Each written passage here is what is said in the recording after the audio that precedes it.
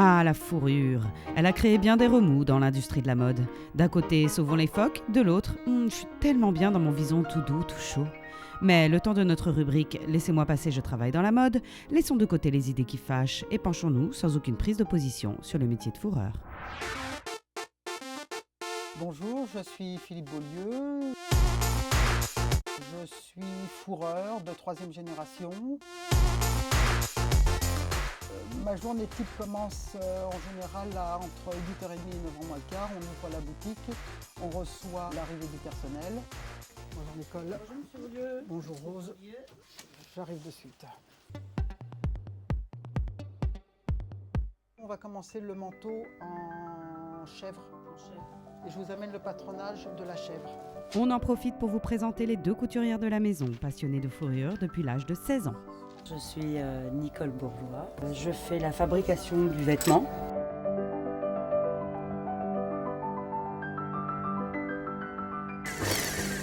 Je m'appelle Rose. On essaye de montrer notre passion parce que c'en est vraiment une vraie passion. C'est la passion de la création en fin de compte. On fait toujours du renouveau. C'est jamais pareil, jamais Sur pareil, la vieille jamais marchandise, on arrive à créer quelque chose de joli. Ouais. Quoi, Pour inspirer ses collections, Philippe Beaulieu va souvent puiser dans les archives, en particulier cette année où la maison fête ses 50 ans. Ça, ce sont les archives et c'est mon père qui a été un créateur, innovateur dans le métier. C'est lui qui a inventé la fourrure tricotée, qui a inventé le réversible.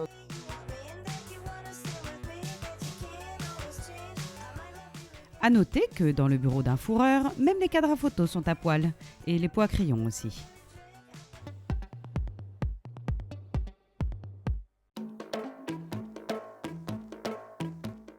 Il fait 6 750.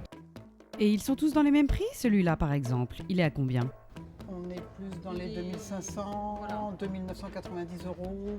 Et le manteau le plus cher de tous, où est-il ? Alors on l'a pas dans la boutique, il reste généralement dans le showroom. C'est un manteau de Zibline qui coûte entre 35 et 40 000 euros.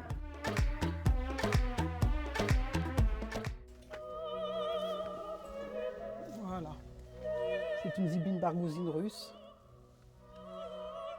Ça vaut 40 000 euros.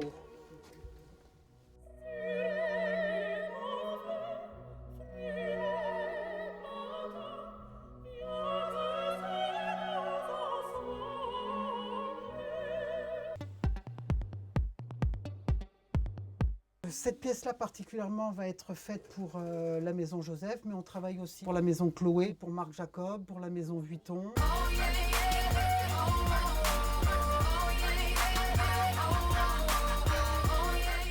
C'était toute une collection en exagération. Marc Jacob avait voulu quelque chose d'énorme. Les manteaux étaient énormes et il y avait un manteau tricoté en vison beige qui devait avoir une traîne de 3 ou 4 mètres de long.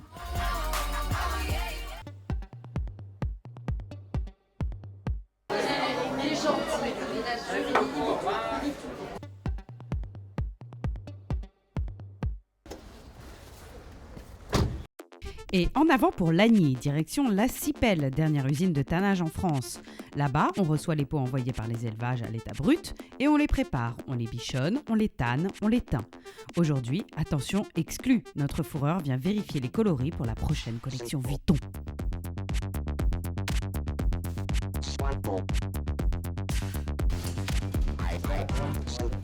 On est un tout petit peu plus clair.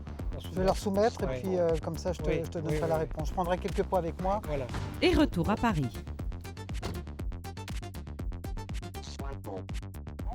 Voilà, donc on va arriver à cet effet de plume. C'est tout l'esprit de la collection que l'on est en train de préparer pour un des couturiers, qui est dans cette matière avec de la chèvre et des mélanges chèvre pour donner des effets très légers, très vaporeux. C'est pour quel couturier, vous avez le droit de le dire ? Là, on est à une semaine de la livraison, je préfère pas. À vous donc de scruter les prochaines collections pour savoir chez qui défilera cette veste en poil de chèvre effet plume. Petit indice, il y aura ce petit blouson aussi. Les paris sont ouverts.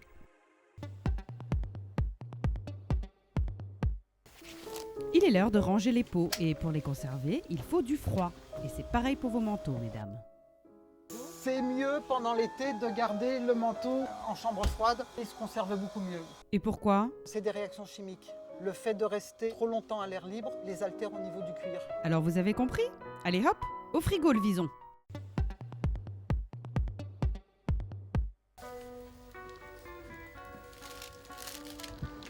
Bonsoir Rose et à demain.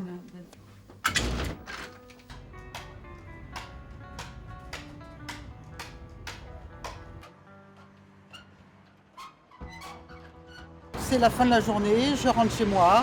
Merci beaucoup. La mode, la mode, la mode. La mode, la mode, la mode.